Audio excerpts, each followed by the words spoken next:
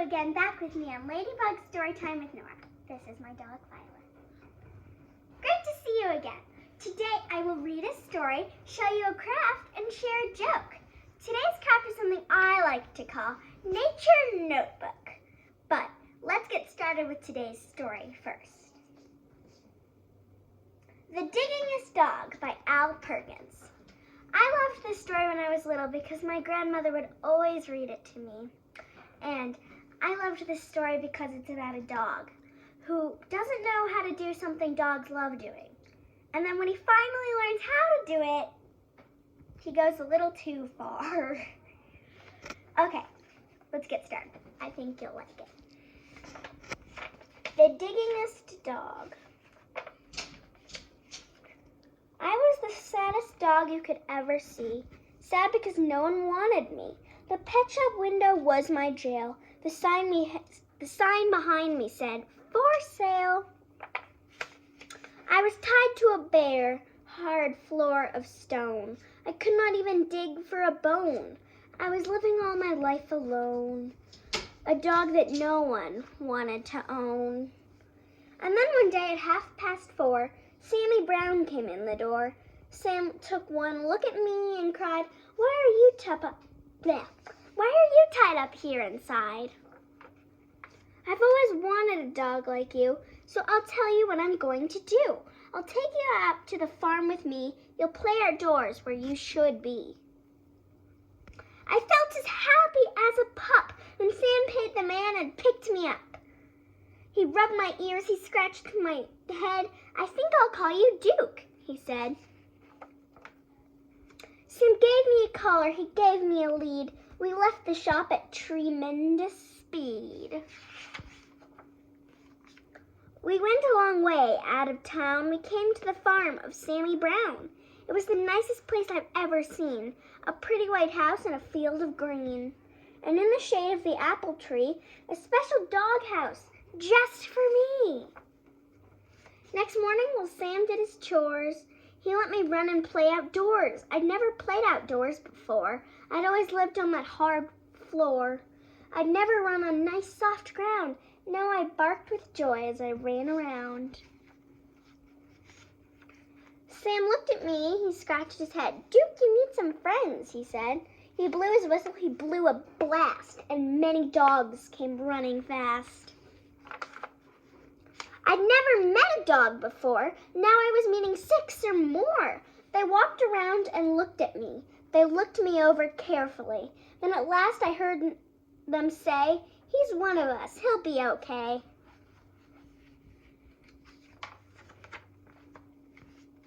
One dog who wasn't very big suddenly began to dig. The others started digging too, but that was something I could not do.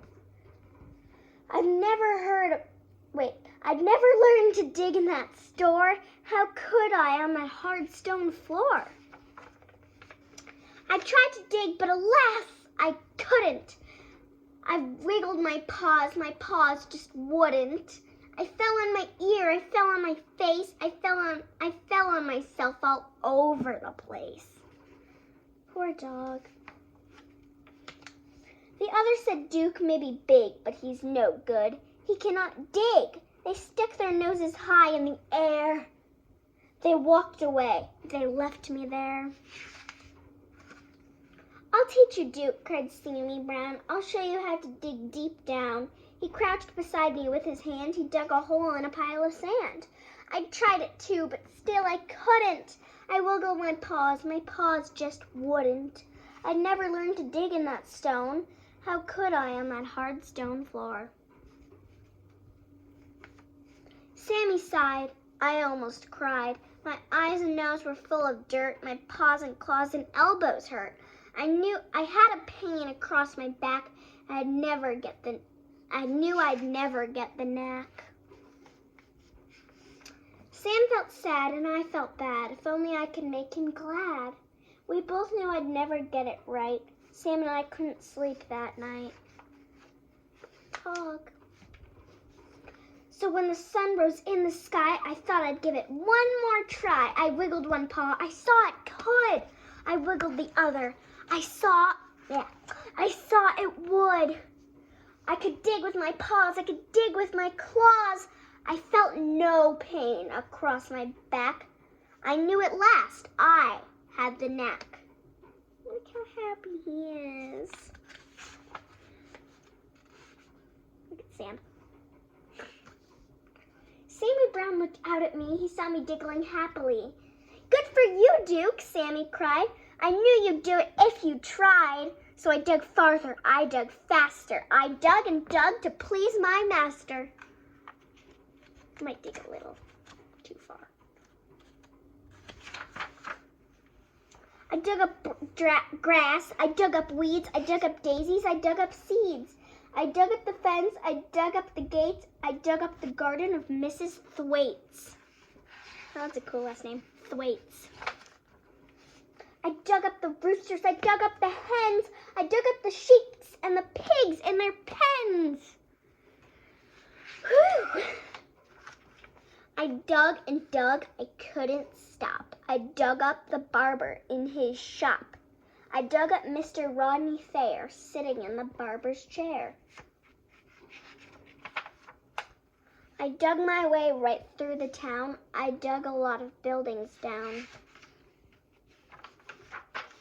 I came to the hill, I dug to the top, but all of a sudden I had to stop. Right in front of me, looking down, there stood my master, Sammy Brown. Sam didn't smile or pat my head. He only glared at me and said, I'm sending you back to that animal store. They'll tie you up to that hard stone floor. You'll never, never dig anymore. I couldn't run, I couldn't hide. Dogs came at me from every side. And suddenly I knew there was just one thing for me to do. I ran away from Sammy Brown. I dug a hole that went straight down. I left him standing up on top. I dug and didn't stop. How deep I dug, I could not tell. But soon I found I dug a well. Mud and water up to my chin. What a fix I now was in. I started to sink. I started to yelp. Help, I yelped. Help, help, help, help. I could hear them way above my head. I could hear every word they said. One dog growled, he wrecked our town. This serves him right, just let him drown. But Sam cried, Duke, you've been bad. You've made me sad instead of glad. But we're not going to let you die. We'll get you out. At least we'll try. I hope they can do it. Then at last I heard him shout, maybe we can pull you out. Oh, we're grabbing each other's tails. Slowly, slowly down they came, each dog part of a long, long chain. I reached up, I touched a nose. I felt them lift me by my toes. They dragged me up out of the pit. Look at the little dog on the end. I thanked the dogs and Sammy Brown, and then I started back toward town. I knew I had to dig once more to fix things up like they were before. That's what I did. I dug back gates. I dug back the garden of Mrs. Thwaites. I dug back the roosters and the hens. I dug back all the pigs in their pens. I dug all day in the summer sun. I dug back Highway 81.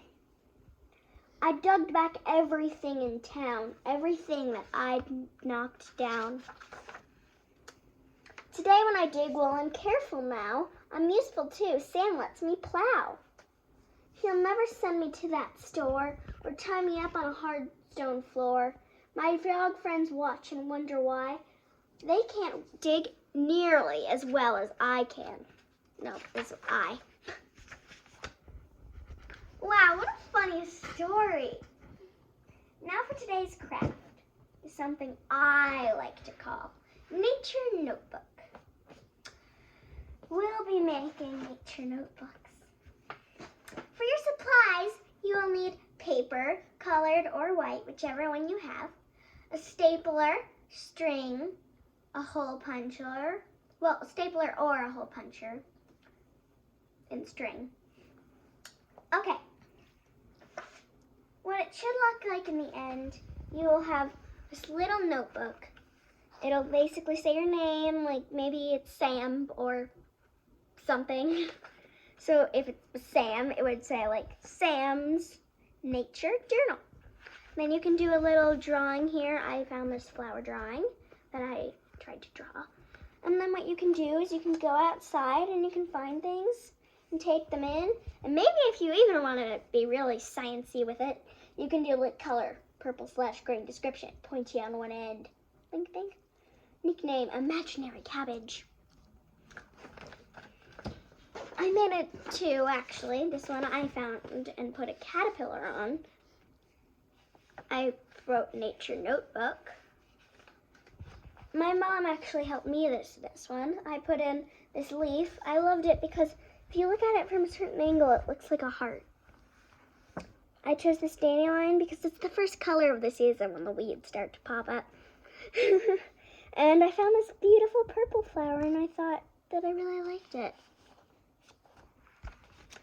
Okay, for your steps,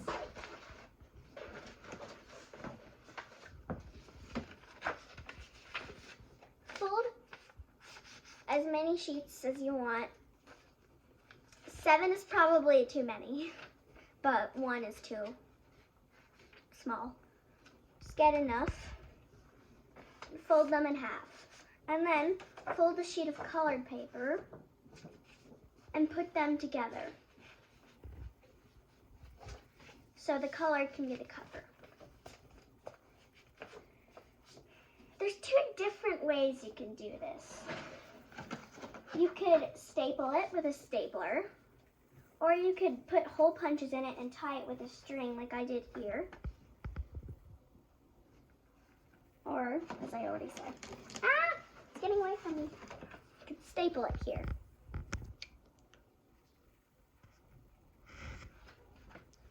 So you would do that to one end, wrong end. You do that to one end. Then you could write whatever you wanted on top.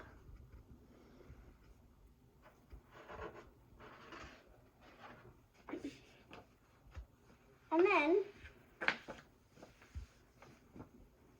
I had some extra stuff from when I went out adventuring for stuff. I had some moss, had this leaf, had these yellow flowers, and I had this, I don't know what this is, I just thought it was cool. I have this stuff here. And I don't have a stapler or tape right here with me, but you would tape those in your notebook. Oh. You would tape those in your notebook.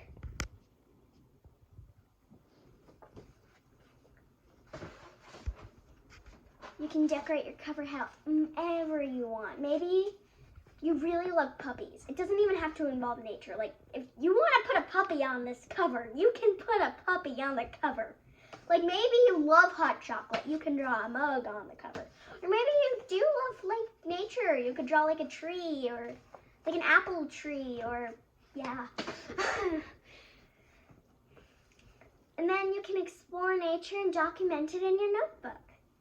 Now for today's joke. What do you call an apple that plays the trumpet? A tutti frutti. Because trumpets go toot toot. Or, I don't know. I've never actually seen someone playing a trumpet close up. But I look forward to seeing you next time. Subscribe to my channel and turn on the notification bell so you know when I have a new video. See you next time on Ladybug Storytime with Norah.